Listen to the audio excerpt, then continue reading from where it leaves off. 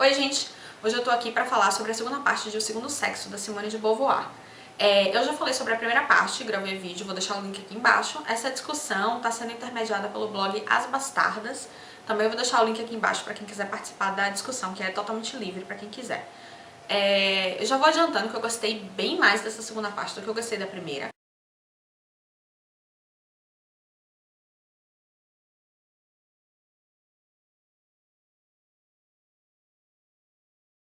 A Simone, ela tem um jeito de escrever bem assim, brainstorming, bem jogar as ideias, assim. Dá pra perceber que ela fez uma pesquisa muito grande pra escrever essa segunda parte. Mas é aquela coisa, tem tanta informação sendo jogada pra você que chega uma hora que você fica até meio azucrinado. Lógico que o corte histórico que ela faz, o corte histórico não, o corte geográfico que ela faz envolve muito mais uma visão eurocêntrica, uma visão principalmente focada na França, mas isso é natural, já que a Simone era francesa. Então vamos lá, né? A primeira frase do livro é uma frase dela que é muito famosa, que é: "O mundo sempre pertenceu aos machos". Aí a pergunta que a Simone quer responder é: por quê? Lá na primeira parte, ela fala um pouco sobre o materialismo histórico e sobre Engels, e ela diz que Engels defendia que, a partir do momento em que foi criada a propriedade privada, a mulher começou a ser oprimida. E a Simone fala que para ela isso não é uma explicação, isso é simplesmente uma descrição do que aconteceu. E aí ela se pergunta, por que esse mundo sempre pertenceu aos machos? Aí ela vai dizer que quando existem dois grupos humanos, que um desses grupos sempre sempre quer exercer a sua soberania sobre o outro. Quando esses dois grupos estão em pé de igualdade, o que acontece é que a relação entre eles estabelecida ou é uma relação de amizade ou é uma relação de embate, de luta, mas sempre existe tensão. E quando um desses grupos tem um determinado privilégio, exerce opressão sobre o outro, que foi o que aconteceu com o macho e com a fêmea. E aí ela pergunta, e que privilégio é esse que o homem tem? E aí ela volta lá para a Idade das Pedras, literalmente, para dizer pra gente que a mulher, por conta da maternidade, ela sempre ocupou uma posição sedentária. Então ela cuidava dos filhos, ela cuidava das crianças, ela protegia, ela mantinha a vila, né?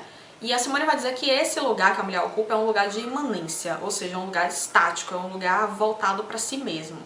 Enquanto isso, o homem, ele sai para caçar, ele pesca, ele oferece a sua própria vida para a proteção da vila e principalmente ele mata. Então a mulher, a Simone vai dizer que o homem ocupa um lugar de transcendência, ou seja, ele está sempre expandindo o seu próprio universo. Então o que acontece é que as conquistas celebradas pela vila são as conquistas do homem. Simone vai dizer que a mulher é uma presa da espécie. Tanto que ela exemplifica que as amazonas, que eram consideradas grandes guerreiras, elas cortavam fora os próprios seios justamente porque com isso elas negavam a maternidade. A Simone vai dizer que a maior maldição que pesa sobre a mulher é estar excluída das expedições guerreiras. Isso tem muito a ver com a filosofia existencialista da Simone, essa forma de explicar o que aconteceu com o homem e com a mulher. Porque para a filosofia existencialista, a vida, a existência, ela não se explica por si mesma. Essa razão, ela é externa. E a Simone vai dizer que as razões da vida são mais importantes do que a vida. Então, o papel da mulher de repetir a vida acaba não sendo tão importante quanto as razões para essa vida. Não sei se eu me fiz compreender, a filosofia existencialista é um pouco complicada mesmo.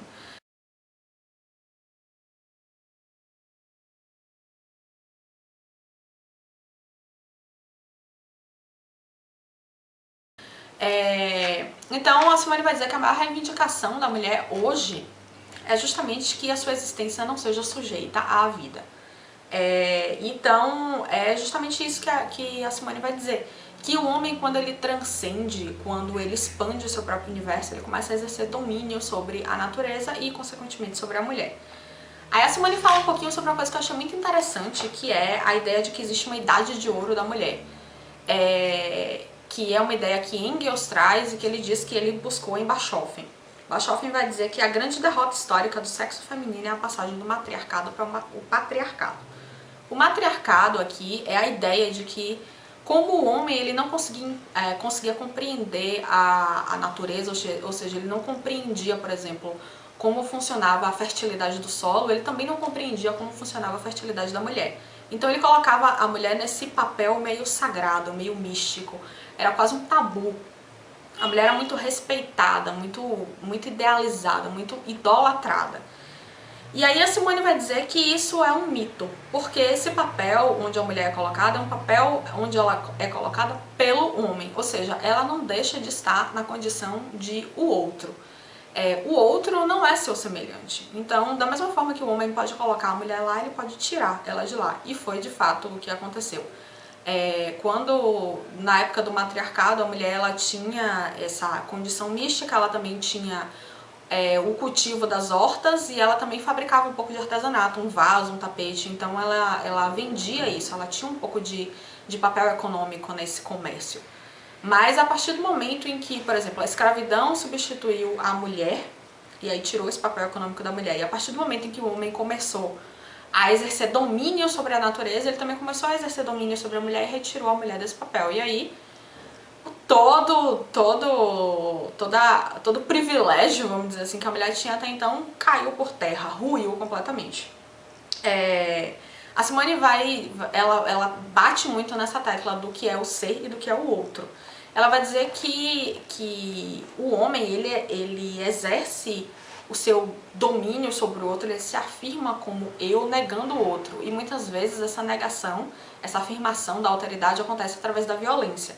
Tanto que o casamento, ele sempre é colocado como, nessa época, como um rapto. Ou um rapto literal, ou um rapto simulado. Engraçado que até hoje, né, após a celebração do casamento, quando o casal entra pela primeira vez, né, na residência familiar, o homem toma a mulher nos braços e cruza a soleira da porta, o que nada mais é do que a simulação de um rapto. Apesar que isso não está em O Segundo Sexo, isso está em A Cidade Antiga, de Fustel de Coulanges, caso interesse a alguém. Aí a Simone ela vai dizer que a mulher, então, né, quando ela sai desse matriarcado, vamos dizer assim, que a mulher é voltada à procriação e às tarefas secundárias, despojada de sua importância prática e de seu prestígio místico, a mulher não passa, desde então, de uma serva. Aí a Simone ela vai dizer que essa relação entre o eu e o outro é sempre uma relação dramática. Então, assim, o outro, ele é uma ameaça, ele é um perigo. Então, o eu, ele só se afirma negando o outro. Então, o outro é o mal.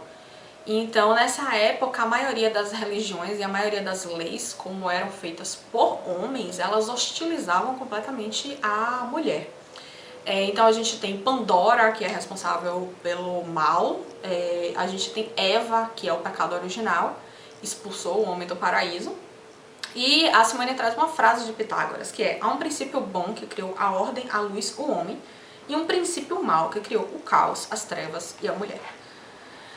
Mas é claro que a mulher é um mal necessário, né? Então a mulher ela tem que ser integrada na sociedade. A grande jogada do homem é dizer que a mulher boa, a mulher virtuosa, é uma mulher que respeita as regras, que respeita os costumes. Claro que impostos pelos homens, né? E aí a gente chega na antiguidade. Aí a Simone vai dizer que a história da mulher na antiguidade está muito relacionada com a propriedade privada e com a herança. O homem, ele se aliena na propriedade, ou seja, quando o homem ele exerce propriedade, ele passa a transcender a sua própria vida. Ele vai morrer e aquela propriedade vai ficar. É como se uma parte dele ficasse para trás. Então o herdeiro, quando ele conserva a propriedade, ele está honrando seus ancestrais, seu pai, e ele também está projetando a vida dele para o futuro. A mulher, como ela não tinha direito de propriedade, ela ficava completamente afastada dessa sociedade. A mulher era uma coisa que passava da mão do pai para a mão do marido. Aí a Simone vai dizer que uma das grandes exceções na antiguidade é Esparta, justamente porque em Esparta não existia nem família nem propriedade privada. Então, se o homem não exercia propriedade sobre nada, ele também não exercia propriedade sobre a mulher. Aí a Simone ela faz uma diferença que eu achei muito interessante, que é a diferença entre o que é um direito abstrato e o que é um poder concreto. A gente faz muito essa diferença no direito entre igualdade material e igualdade formal. Igualdade formal é a igualdade perante a lei, igualdade material é a igualdade de oportunidades. A Simone vai dizer que quando a gente analisa a condição da mulher na antiguidade, a gente não pode pensar só no direito abstratamente. Porque, por exemplo, em Roma, a mulher tinha poucos direitos, mas concretamente ela tinha uma situação melhor na sociedade. Ela tinha, por exemplo, o direito ao dote, que não passava para o marido. Já na Grécia, ela tinha muitos direitos, abstratamente, mas concretamente a situação dela era muito ruim. E aí a gente chega na pior fase histórica da mulher, que é o cristianismo, o direito canônico. A Simone vai dizer que numa religião em que a carne é maldita, a mulher se apresenta como a mais terrível tentação do demônio. O casamento é visto como uma concessão à fraqueza humana, tanto que se estabelece o celibato. É claro que depois o celibato vai ser contestado por Lutero, mas assim, era o que prevalecia no início da Idade Média. A mulher, ela é considerada completamente incapaz, ela perde completamente qualquer direito de propriedade e tudo. As prostitutas, elas eram vistas como fraquezas do homem. Schopenhauer tem uma frase que diz que as prostitutas são sacrifícios humanos no altar da monogamia. A mulher solteira, ou ela ficava no convento, ou ela ficava à sombra da própria família. E aí a Simone vai dizer que a mulher trabalhadora, ela tinha um pouco mais de liberdade, mas a condição econômica dela era completamente opressiva. E a mulher nobre e a mulher burguesa, elas viviam existências que a Simone chama de parasitárias. Então a exceção que a Simone aponta são as rainhas, as regentes e as santas. Ela dá o exemplo da Joana d'Arc e de abadesas, né? Mulheres que controlavam as abadias e que por conta disso estavam fora do poder masculino. A Simone fala que entre os séculos XV e XIX que houve pouca mudança da condição da mulher, o Renascimento melhorou um pouco as coisas porque valorizava a individualidade. Surgem as figuras das cortesãs, que são mulheres que se interessavam por literatura, por filosofia, que faziam certas intrigas políticas que eram valorizadas socialmente. Surge a figura da atriz também.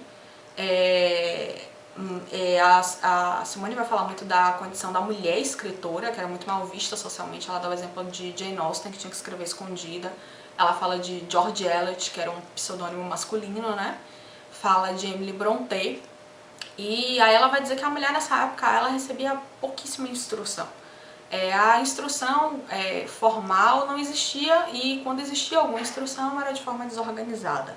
Ou seja, um professor particular, uma reunião, uma leitura que era feita, alguma coisa assim. Aí ela chega na Revolução Francesa. Ela vai dizer que a Revolução Francesa mudou muito pouco a situação da mulher, porque foi uma revolução feita por homens e que visava preservar os valores burgueses. E aí ela chega, eu lembrei muito da Glaucia nessa parte, acho que eu vou até marcar ela para assistir esse vídeo do Balzac. A Simone chama o Balzac de o porta-voz da burguesia antifeminista, e realmente algumas frases dele são assim de arrepiar. Eu marquei algumas aqui. O destino da mulher e sua única glória são fazer bater o coração dos homens. A mulher é propriedade que se adquire por contrato, ela é mobiliária, porque sua posse é um título. A mulher, enfim, não é, propriamente falando, senão um anexo do homem. E a mulher casada é uma escrava que é preciso saber colocar num trono. Aí o Balzac defende que a monogamia ela pode levar a mulher à infidelidade. Então o homem ele tem que reprimir o máximo possível a mulher.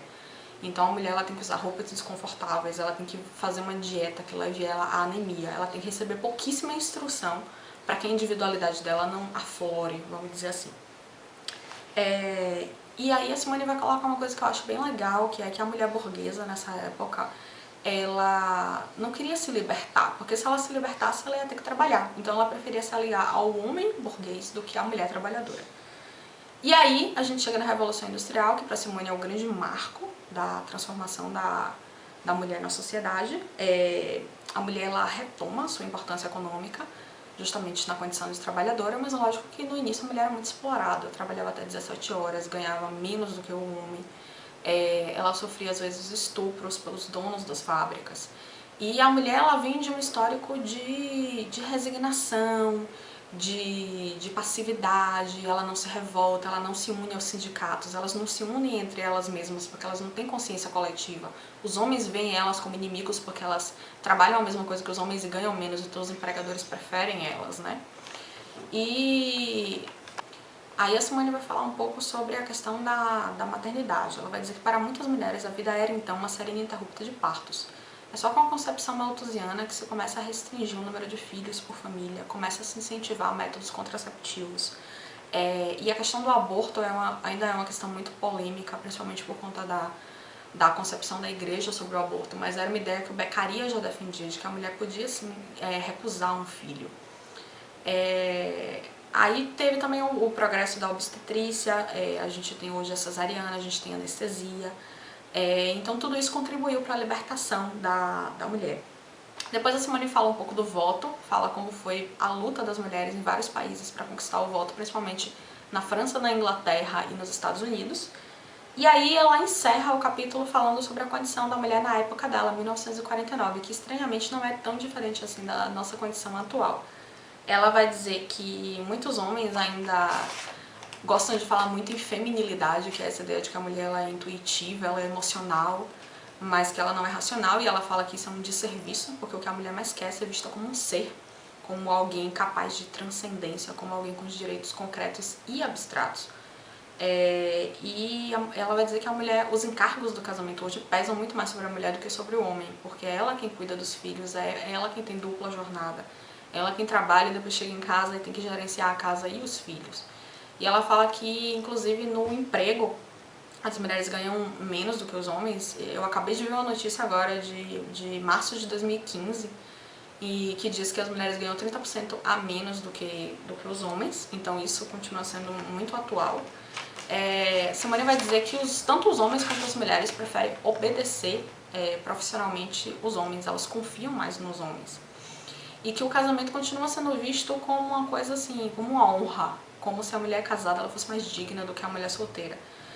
O mito da Cinderela que encontra o príncipe e começa a viver uma vida maravilhosa. E ela entende essa tentação, porque ela diz que realmente é tentador você não precisar trabalhar para sobreviver.